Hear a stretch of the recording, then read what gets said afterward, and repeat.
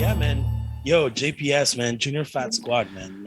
Fuck, When was we. that? You gotta put like a little date era on that.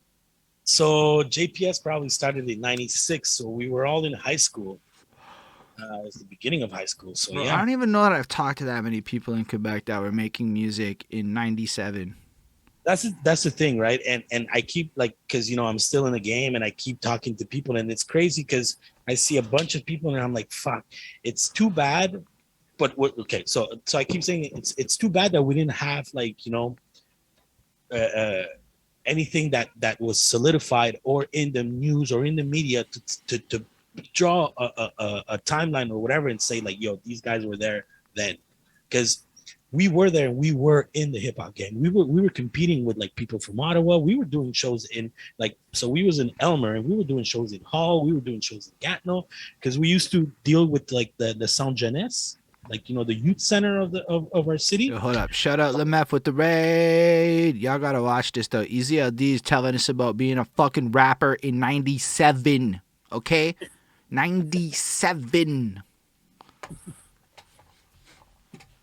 And what's crazy is that I do actually have tapes. Like we used to record each other when I have like a tape recorder back then, like a camcorder. And we used to bring it to our practices and show and shit.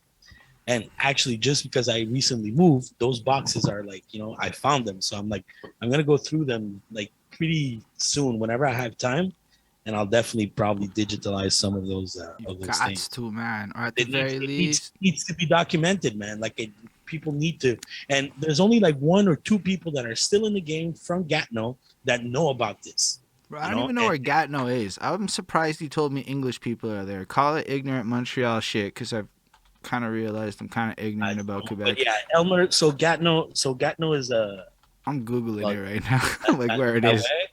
It's Dalutawe. It's right beside Ottawa. It's just across the All border. right, Gatineau Hall. Fuck. Exactly. Okay, I was just off in my head. I apologize for all my dumb shits. I'm back into my understanding where it is. Makes more sense to me now. You have Gatineau, Hall, and Elmer, and then eventually it fusionized and it became Gatineau. I have That's a why a lot of homeboy people. right now. I'm fucking Gatineau doing shit. I feel like a fool, but we back in it. We've situated ourselves. That's cool though. Thanks for the clarification, Spectres. So y'all was okay. You were out there. Even still, that's Canadian hip hop shit in Yeah. '96 or '7. Back in the days when technology is hard to come by. Everybody's telling me how inaccessible shit is. Montreal's Yeah. indie G shit, if I understand, is only now starting to come to life at this time. So like, how are y'all like connected like that? How are you literally recording and shit? Well, okay. So back then we didn't have access yet to our own beats. The own beats started coming in like 99, 2000. Okay. So basically back then we were just recording freestyles over beats. So we were lucky enough that, so basically we were the youngins. Okay. So before us, there was these rappers from Elmer, which were the 148 squad. And that was a 148 one, well, actually, sorry, not 148 squad. 148 squad, it became that after, but it was 148 trio.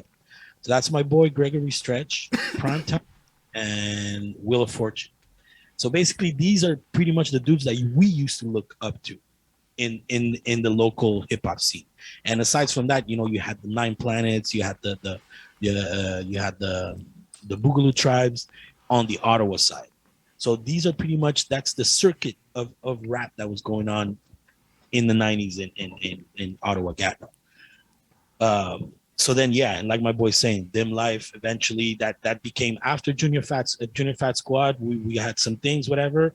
Then other things start forming because Alright, other cats but used hold to up. join us. Let's go back to run it back. So you guys is in this budgeting Anglo scene because I forgot that guy knows next to Ontario. Fair enough. Y'all Yeah. be doing your shits, but you're still like, how? Where are you recording? Like, So okay, so here's the thing. So as I was getting into with the 148 trio, they had access to a DJ. So and this is why I also learned how to scratch and how to DJ, because there was this guy who goes by the name of DJ Chef, aka Philippe Modar. Rest in peace, baby. rest in peace. He was the DJ of the other guys, of the guys that we used to look up to, but he was cool with the youngins too. And so what we used to do, I used to go to his house and record freestyles. You know, back then, like you used to rap and the DJ would just throw No, on dude, beats. I was 10. I don't remember that. I was 10 and I'm super white back then because my parents be like fucking like evil music with cussing and shit, unless it was Nelly. So there you go. So so back then that was the style. You know, you had your DJ and he would just throw beats and you would just fucking rap your head off over, and then you Yo, would that switch up your flow like with like and a everything. DJ in the room and shit. Like nobody's told me this shit. Ain't nobody had access to a DJ. That's some Eazy El Dee shit. Like I'm saying, I talk to like a lot of people now. I'm not gonna say a crazy number, but from multiple places. Usually at this age, you're getting the bro, we were jerry rigging tape recorders, or bro, we had access to shit I was mics. doing that too on the side, but we had access to this guy. Like I said, this guy. What? So this That's guy at the time, fire. yeah, like and we used to record on like those big tapes there, like the big like studio tapes kind of thing. That's what he used to record with. You guys actually recorded on the Bro, old I still school have that. tape, I bro. still have that on tape too, eh? Like I That have sounds like a that nightmare that to edit, particular though. that particular freestyle that I'm talking to you about that I did at his crib or that I worked on and did on at his crib. I still have it on tape, like here. Like That's so cool that you like can like reference that. But that y'all recorded on that old school shit and you just had access to it on some y'all was there and doing it. yeah. That's So amazing. then so then after I used to do my raps, we used to chill and he used to teach me how to scratch. I was a scratch nerd back then. I only wanted to know how to scratch. So he Yo, taught me how to let's scratch. just do this for the sake of it. I know you be using the DJ jargon. I'm at this point super aware of what scratching is, but run it back 4 years. I don't know that I realized scratching and DJing were effectively like, chains and specific things. So why don't you run us through what that even means to the people? So, well, I definitely knew because like I used to watching the rap videos and watching Wild Style and all those hip hop videos back then. We were really like kids in love with hip hop, so we would do our homework and search for it and stuff like that. So we knew definitely what we were definitely doing. So scratching Um, though, like so yeah, basically, so back then, how it used to work is that you used to have these records that were just sounds, all sorts of sounds. You'll hear like laser beams. You'll hear like dogs barking. And then you can just scratch those sounds, and that was the style. And like back then, it was like me. I used to love the DMC championships. So you had these guys that were mixing a bunch of songs at like in seconds and just scratching the hell out of these records. So then these records became accessible, and my boy had one. So we used to replicate the how I actually learned how to scratch. We used to replicate the scratches on Wheels of Steel of Outkast in '95. Well, that's this was probably fucking '96 wild. then. So it was probably a year after we all knew the song, but it's just that so he had that record where he was able to find those same scratch samples of Wheels of Steels. So we had it. So we would just run the instrumental and replicate the scratch. And then once we had it, we're like, okay, we'll flip it this way. And then we start coming up with our own scratch styles and stuff like that. So yeah, So man, this is motherfuckers be out there if y'all are listening and they had the DJ shits.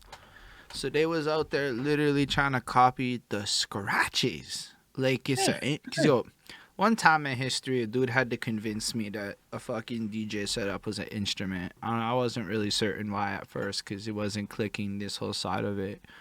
But as time goes on, you start to hear a lot of the scratching elements and you realize that's like a motherfucker fucking up the record to make it sound excellent, right?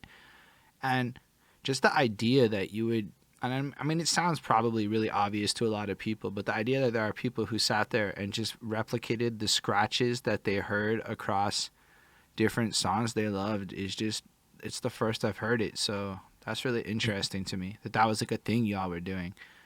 And I wonder how many well, other people did that shit.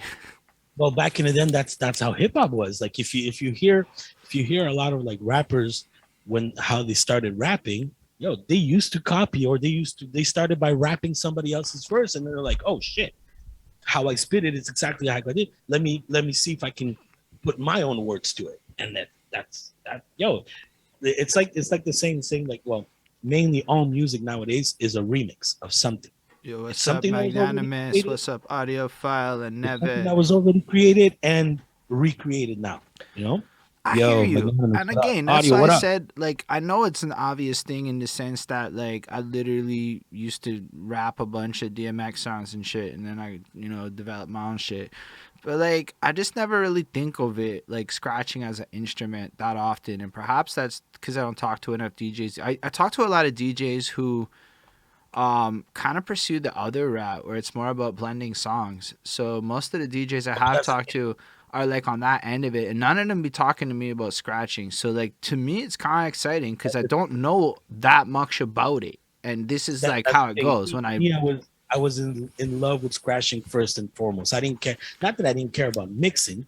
I learned about mixing at the same time because it was the process. Like my boy used to tell me, okay, mix this song with this one, and But at first, me, I was just all about the scratching. Like I didn't care about the rest. I just wanted to know how that DJ was doing that, and I was like, I just wanted to hear myself do it. you know that's how I got in love with that first. But then yeah, eventually, like, the bro, like fuck's a a lot of triple people, click flare. I'm very happy to ask Easy LD about a triple click flare, DJ Magnanimous. I don't do triple click flares. I don't do even flares. What's a flare? Bro, I don't So a know this flare, shit. Like, I don't know any of the DJ shit. me, yo, like that's the thing too. Like it's cool, but at the same time it's not cool because a lot of people, when they hear me scratch, they're like, oh shit, this guy knows how to fucking scratch. I'm like, bro, I'm very basic with my scratch. It's just that the basic stuff that I do with my scratch, I just know how to do it very well. But don't ask me about getting into details about the names of the scratch and scratch Okay, combos so a because, yo, flare is a scratch. yes, I, a flare, because it's I can Google that shit now. oh yeah, for sure. And you'll have a certain sound when you do Okay. the No, this is super interesting. And again, it's just because this is my ignorance and not thinking about yo, it. magnanimous me. I wish I can crab, bro. It's the crab that I want to do. Easy scratch Crab it. patterns are fine. Yo, I heard Easy do his thing. Easy makes enjoyable fucking all of his shits.